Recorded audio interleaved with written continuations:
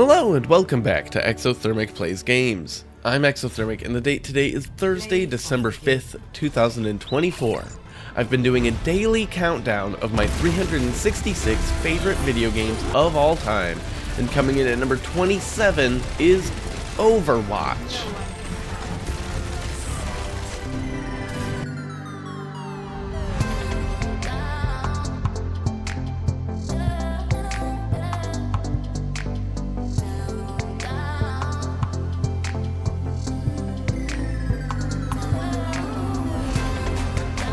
I want to be clear up front, this ranking is for Overwatch and not Overwatch 2.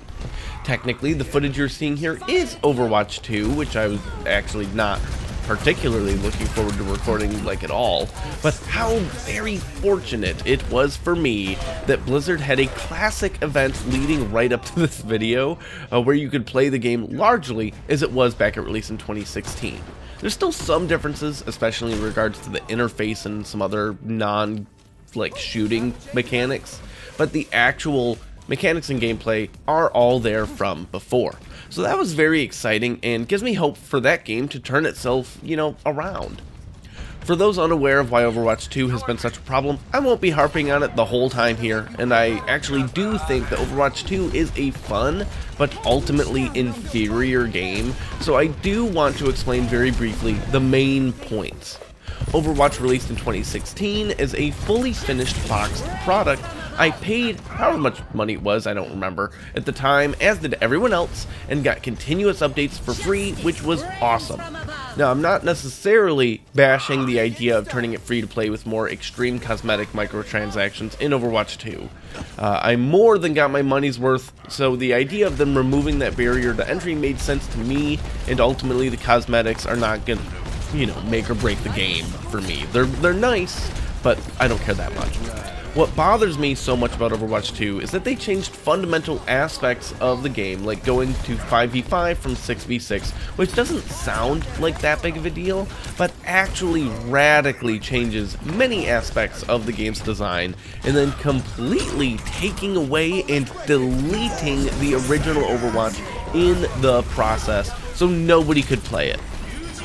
So yeah, Overwatch as it originally was doesn't exist anymore. You can't play it. Thankfully, there was this event, so I could get pretty close, and it really reiterated to me how much more fun it was. The other thing that Overwatch 2 did was make a ton of promises to justify these decisions, like how Overwatch 2 would add all sorts of new systems and mechanics that needed an overhaul of the core game to do that, and that was, as far as I could tell, just a straight up lie. They intended to release Overwatch 2 with a sweeping single-player campaign, which was the one thing I had been very much looking forward to, because, and I'll get into it in a bit, the world building of Overwatch is phenomenal and one of its strongest qualities. Yeah, that wasn't available, at all when Overwatch 2's early access started, which, hey, I get it, early access development times, not everything will be totally finished. But when the game fully released in August of 2023, the big, awesome campaign we were promised was like a few little missions that weren't any different from the random little side events they threw us before, and frankly, they might have been even less content, and you had to buy them separately. So when those didn't sell well, Blizzard announced they were scrapping all other PvE plans for Overwatch. Big disappointment. But that's enough of that. We're here to celebrate how good the original version of the game was. Overwatch's release was a cultural phenomenon. Blizzard was still more or less one of the most celebrated developers in the world at that time, and there was hype building up for this game for years as their first entirely new intellectual property in this millennium. They had been working on it for a long time, with development on what was at the time called Project Titan starting in 2007. It was originally going to be an MMO, and then they scrapped the MMO aspects, but they were like, this PvP thing we were working on? Fantastic. The game was an overnight resounding success, and with good reason. Overwatch featured a large, diverse cast of characters, and oh boy, are they characters! The game was entirely built around PvP multiplayer first-person shooting with objective-based maps pitting 2 teams of 6 against each other. While there's different levels to this and every map has its own quirks, generally you either fought for control of different zones, standing in them to fill a meter or timer, King of the Hill style, or you needed to push a cart with a bomb by standing near it, or stop the other team from doing so. This last one is almost a carbon copy of the payload game type from Team Fortress 2, and Overwatch is the reason that TF2 was only my 86th favorite game, because I think it's better in every single way imaginable. Again, original Overwatch. In addition to the payload idea, each character has an ultimate ability that charges throughout the game, and these are all massive, game-changing moments similar to being able to ubercharge as a medic in TF2.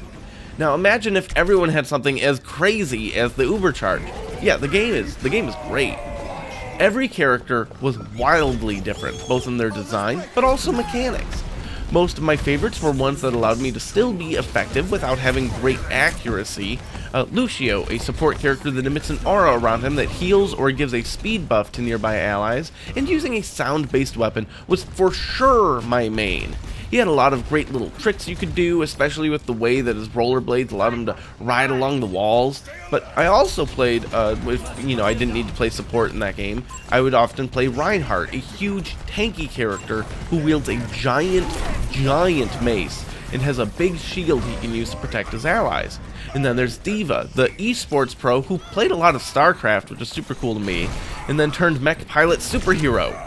There's over 20 characters that were available at release for Overwatch, so I'm not going to get into all of them in detail, but know that I actively like every single one of them. There was a lot of amazing social features in the game too. Seeing the play of the game is still great every single game. Hey, at least Overwatch 2 kept that. And it was awesome in the rare circumstances it was me, but there was even more to this in the original version. I cannot overstate how much better the end of match screen was in Overwatch. For starters, you got way more data and statistics for your own play that you could pour through, with medals about how you did in various categories, but also you could vote on other player performances, both allied and opposing, nominating people as the actual MVP instead of just play of the game, and I think this helped reduce toxic behavior and encouraged unified praise of players on both sides of the aisle. And every time I got a vote on that screen, it was like a little dopamine hit. It was terrific, and I know it sounds weird and pedantic, but it's one of the biggest reasons that Overwatch 2 is way less fun for me. Speaking of little dopamine hits, this ties back to the free-to-play move, and while I don't actually care that much about the cosmetics, the rate that you earned them organically in the paid version was great. Yes, you could buy loot boxes to speed it up if you wanted and didn't want to grind games, and it was still random, but really, a lot of those skins are phenomenal. Like, I love my police officer skin for D.Va, and a ton of them have integrated connections to the story components they were pushing at that time for the game, which brings me to my next point. What I really do want to talk about is how severely Blizzard dropped the ball on this incredible gold mine they had on their hands, and it makes me just so mad. By all measurements, Overwatch became one of the most successful games of all time upon its arrival, generating over $1 billion in just its first year, and over 50 million players within the first few years. But then, I think they focused on the wrong things, dumping just insane, and I mean insane amounts of money into their esports league with seemingly no real plan for growth other than just assuming it would. Pokemon is undoubtedly the largest multimedia franchise in the world, with total revenue over the years approaching the $100 billion mark. It's insane, just crazy. It's ahead of Mickey Mouse. I think that if Blizzard had taken that money, combined with the phenomenal world building and cinematics they were putting out, they could really be giving Pokemon a run for their money. I mean, not in total, revenue quite yet, but they would be the forerunners. Instead, they don't even get to be in the same room. There was not a lot of story content directly in the game. There were little Easter eggs in the level design, character bios, and importantly, sometimes characters would exchange little dialogue bits if they were in the same team together, which was very fun, and especially, like, if you know why they're doing it, it's even cooler. But the bulk of the story was told through the thing Blizzard does best, really, even today, their cinematics department. It took Pokemon something like 25 years to make me really cry about something in their storytelling, only finally happening in Scarlet and Violet. It took Overwatch 5 minutes into a 7-minute short that I watched before the game even fully released to make me cry. Showcasing what these characters do in-game cinematically, but also rapidly expanding the stakes and lore of what every match is about, was fantastic. Control the dragons. Who are you?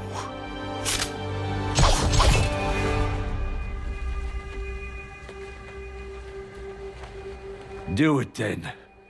Kill me. No. I will not grant you the death you wish for. You still have a purpose in this life, brother. No. Oh.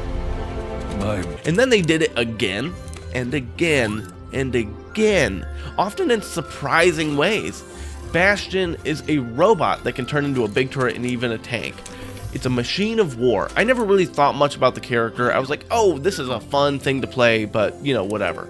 But in this cinematic, it wakes up in a lush and beautiful forest, clearly having been decommissioned. We find not an instrument of war, but a soulful creature eager to create and to enjoy the natural beauty of the world.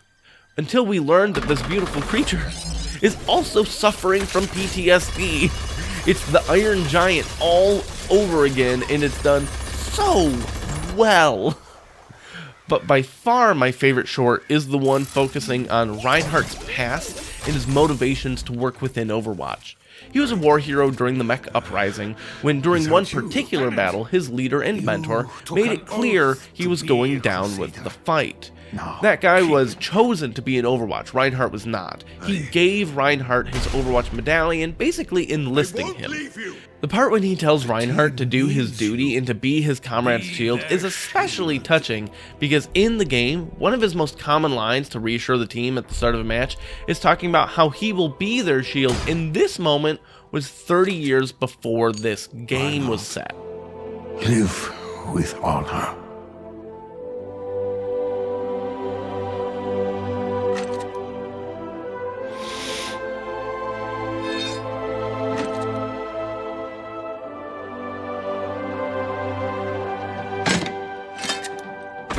Die with glory, old friend.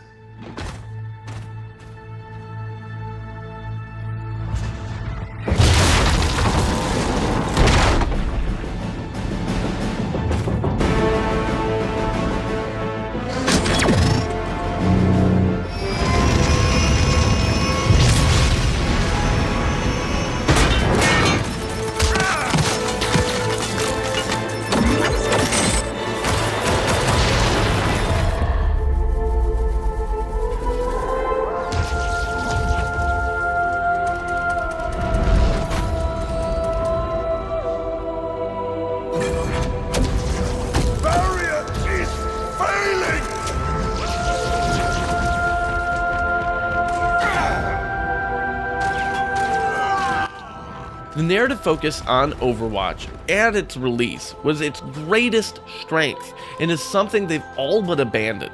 Like, even the idea of the commander that died in that throne at the end of the cinematic is great, because that's a detail in that map in the game you can walk up to and see his corpse. I think had things been handled differently, we'd be seeing the 6th or 7th season of a TV show with a couple movies, way more comics, multiple spin-off games, skyrocketing toy sales, just the works. Instead, we hardly see anything nowadays for Overwatch, as the game focuses entirely on the PvP gameplay, even forgoing the idea of just really fun thematic abilities for the sake of competitive balance.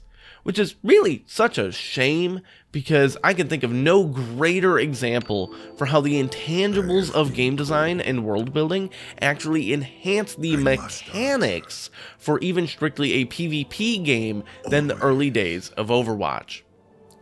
Join me tomorrow as I talk about my 26th favorite game, where I cannot believe this game was made by a singular person.